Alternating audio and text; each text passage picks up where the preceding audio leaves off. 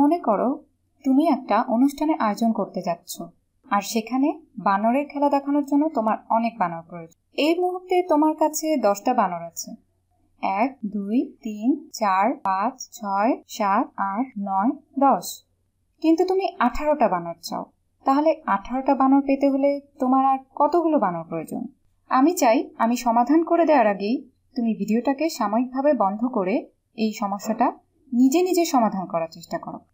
তো মনে রেখো, আমাদের লক্ষ্য হলো 18টা বানর পাওয়া। এখন আমরা 18 সংখ্যাটা সম্পর্কে কি জানি? 18 বানাতে গেলে আমাদের লাগে এই দশকের ঘরে একটা 1, তার মানে এটা একটা 10কে প্রকাশ করে।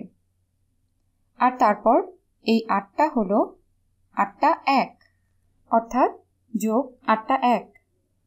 এটাকে এভাবেও বলা যায় যে একটা 10 মানে এখানে শুধু 10, আর 8টা 1 মানে শুধু 8। তাহলে 18 মানে হলো 10 যোগ 8।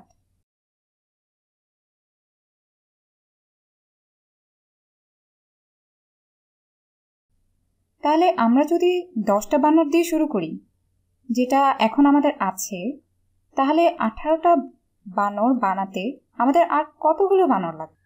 আমরা যদি 10 থেকে শুরু করি তাহলে আমাদের 18 বানাতে আর 8 লাগবে। আমরা এখন এটাকে চাইলে দেখেও নিতে পারি। তাহলে দেখি, আমি একটা বানরকে এখানে কপি আর পেস্ট করলাম। তাহলে এখানে আছে 10, এখন এটাকে 18 বানাই। তো 11 12 13 14 15 16 17 আর 18। তাহলে আমাদের কয়টা বেশি হলো? আরেকবার দেখি। আমরা এইখানেই এই 10টাকে নিয়ে শুরু করেছিলাম। আমি এগুলোকে একটা বাক্সে ভরে নিচ্ছি। তো আমরা এই 10টা বানর নিয়ে শুরু করেছিলাম।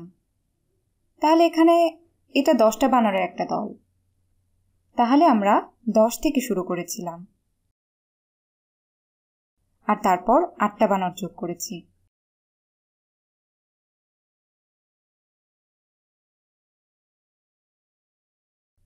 তার মানে 10 থেকে শুরু করে আমরা 8টা বানর যোগ করে 18টা বানর পেয়েছি। আর আমরা কিভাবে এটা ভেবে বের করলাম? আমরা ভেবে নিয়েছিলাম যে 18টা 1 হলো 10, আর 8টা 1 অথবা 10 যোগ 8।